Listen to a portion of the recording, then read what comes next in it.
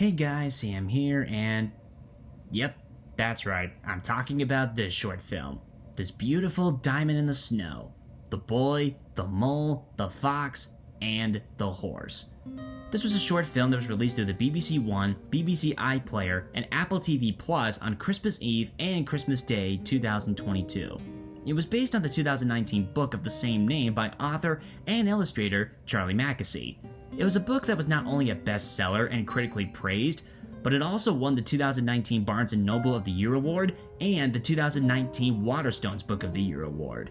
When it became a hit, many producers tried to get the rights for the book to make a potential screen adaptation. In the end, Kara Speller, a British producer who already produced other films like Pear, Cider and Cigarettes and Pearl, got the rights. Together with such names like Matthew Freud, J.J. Abrams, Woody Harrelson, and Joni Ive producing it, phenomenal voice talent like Gabriel Byrne, Tom Hollander, and Idris Elba, a talented writer named John Croker, a talented director and animator named Peter Bainton, and with help from the author himself, Charlie Mackesy, they managed to make such a wonderful film. So, what is it about, and why is it so wonderful? Well, let's get into it. This time there won't be a fun facts section and a joke section.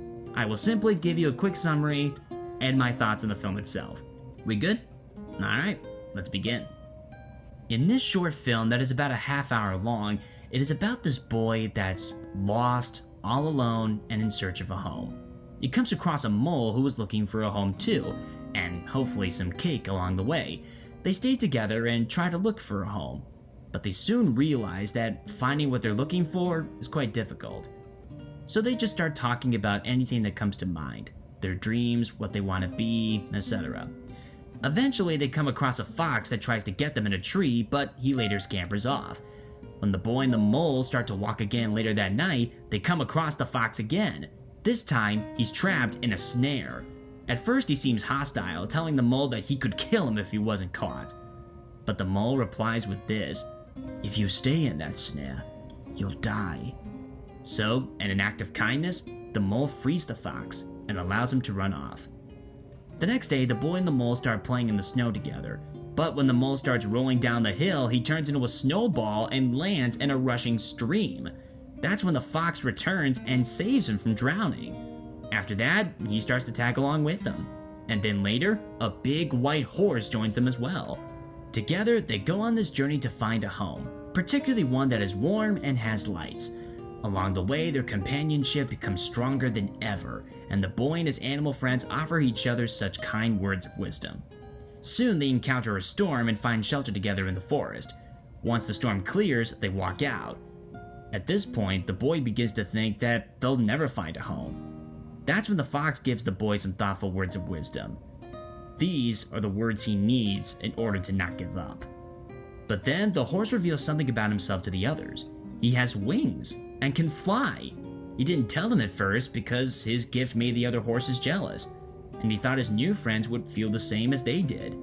Of course, they do not and encourage him to fly. So he spreads his wings, carries the others on his back, and starts to fly. Finally, they manage to find the home with the lights. At this point, it looks like this is where the boy parts ways with his friends. But after thinking about it, he decides not to. He stays with his friends, the ones that love him, and they sit together in the snow under the night sky. In the end, all of them realize that home doesn't have to be a physical place. And most importantly, they all learn about why they are here: to love and be loved. The end. So, what are my thoughts on this one? Well, to be honest, this short film is not only good, but it's one of the best things in animation I've ever seen. Oh, what's that? Going overboard, am I? Well, this film didn't get all these nominations for nothing, BAFTA and Oscars included. Anyway, there is so much to like here. The animation is lovely. They take the unique illustration style from the book and bring it to life. The simplicity in the expressions, the backgrounds, and the colors is what makes this a marvel to look at. I mean, this film had about 120 to 150 people from over 20 countries working on this. With a good mix of pencil ink for the characters, crisp detail, use of watercolor-inspired texture for the backgrounds, and the direction from Peter Bainton, these guys managed to make this film look amazing. And this was all done during the pandemic too, meaning every member of the animation team did their work from home. But hey, that didn't stop them from making this film look so good. When I think back on it, the first thing I can visualize about it is the color white and the snowy landscapes. It just looks so pretty and lovely. And guess what else is lovely? The music. Isabel Waller-Bridge did a phenomenal job with the score. She talked about wanting to match the author's energy and how the music was like an extension of him. And you know what? I think that does shine through. It can be calming, soothing, a little bit frightful, but also hopeful and sincere. I'm also glad that Charlie got the chance to be involved with the process too. He wrote the story and he made these characters, so I'm happy that the team he worked with not only respected his material, but also made the necessary moves to really make this film work. After all, like producer Kara Speller said, it wouldn't have made sense to make it without him being so closely involved. What also works is the people that got to play the main characters. My personal favorite was the Mole, voiced by Tom Hollander. He did a really good job. He gives the character a lot of wisdom and empathy through his performance, but also gave him a goofy side too. The one running joke in this film is his obsession with cake. You think that would get old quickly, but you'll find it to be kind of cute. It's not meant to be knee-slapping funny, but more chuckle funny. This short film doesn't have a lot of jokes, just only a few, but they are cute. I think my personal favorite funny moment was when they started making snow angels. Just look at how the horse does it. That does get me to chuckle and smile every time I see it. Anyway, back to the performances. Idris Elba did a good job as the fox, Gabriel Byrne did a nice job as the horse, and even the kid who did the boy, Jude Carr and Nicole, also did a good job too. In fact, based on what I've read, there are about 300 people who auditioned to be the boy. But here's the thing, what the team was looking for was someone who could give the boy the essence of vulnerability and fragility, the feeling of being lost, and someone who could sound soft and gentle. And yeah, Nicole managed to capture that pretty well.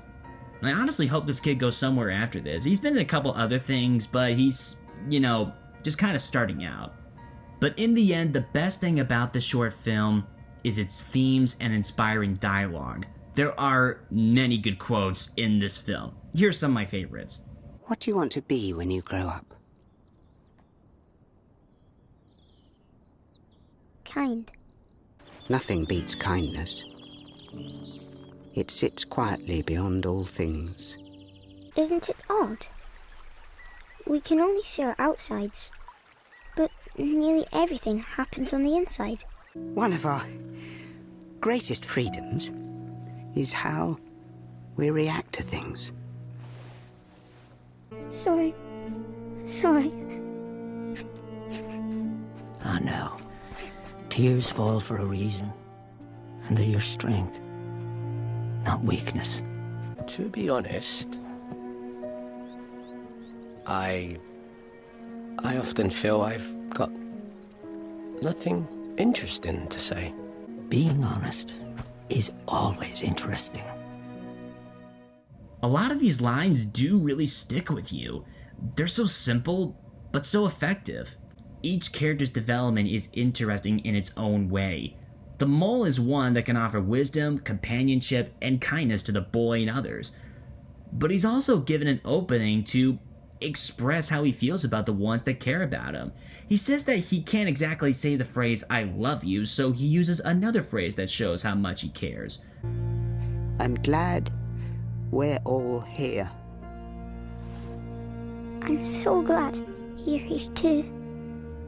The horse manages to provide wisdom, companionship, honesty, and safety, but he's also offered kindness and an avenue to be honest himself with the ones he cares about, like his gift of flight. Well, we love you, whether you can fly or not. The boy offers his own kind of wisdom, kindness, compassion, but he's also given an avenue to express himself emotionally without having to apologize for it. He's also given a sense of what home really is, and the ability to love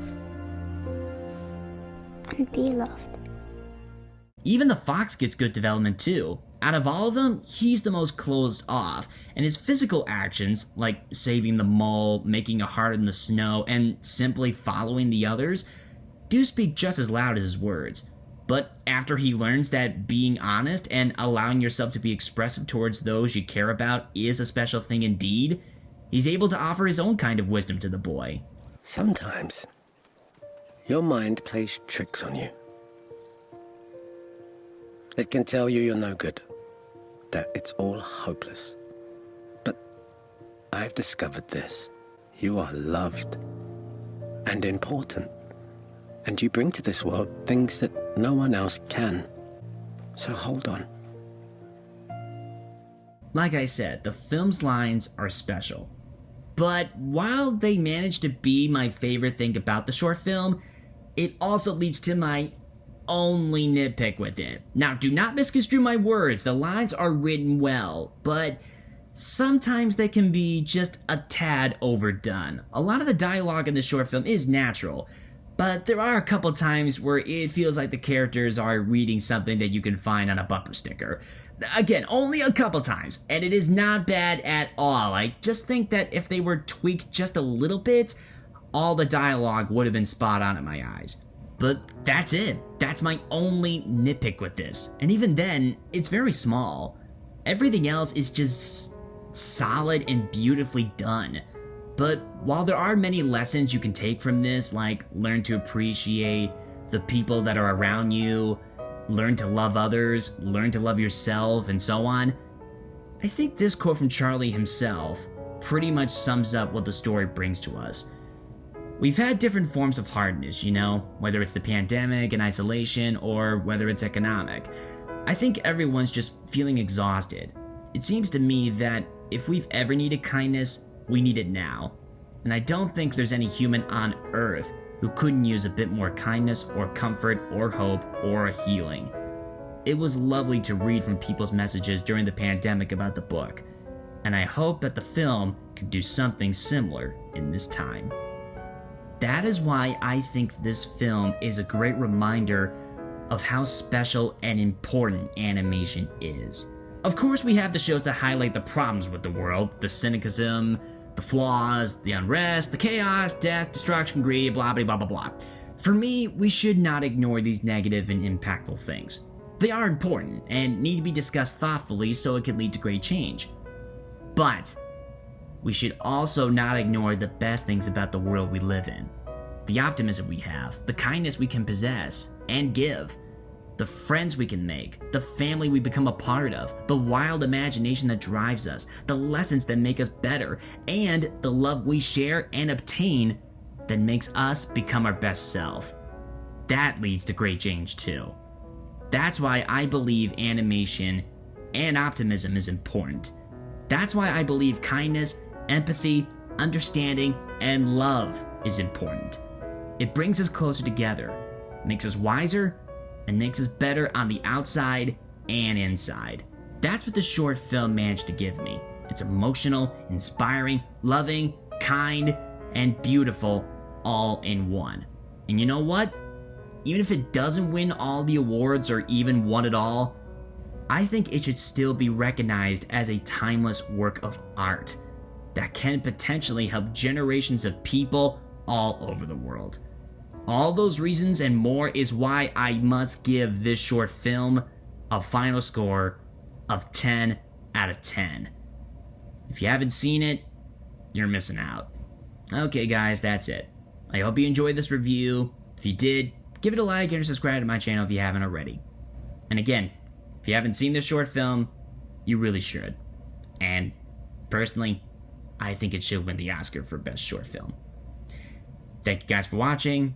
Remember to love yourself and others. And as always, my name is Sam. And good night, everybody.